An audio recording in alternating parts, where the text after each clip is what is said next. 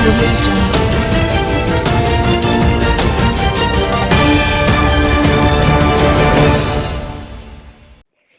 अस्सलामुअलैकुम, आप देख रहे हैं के news channel.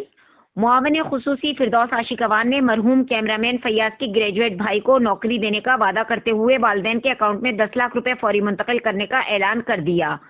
Benazir income support programme में शामिल करने और छोटी बहन को नौकरी देने का ऐलान भी किया।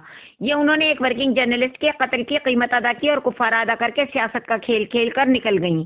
उन्होंने कातिल टीवी चैनल, जिसने एक गरीब सहाफी की जान ले ली, इनके खिलाफ किसी कार्रवाई का ऐलान नहीं किया। उन्होंने ऐलान न करके कातिलों को तहफ़्फ़ुज़ फराहम किया है। हालांकि इनको चाहिए था कि वो कैपिटल टीवी का लाइसेंस मुस्तकिल कैंसिल करने के अहकाम जारी कर देती और मालिक के खिलाफ मुकदमा दर्ज करवा के गिरफ्तार करवाती और ये ऐलान करती कि बाकी सहाफी जो इस क्राइसिस में अपनी जान से हाथ धो बैठे, इनके लिए भी ऐसी मराहत दिया जाएगा।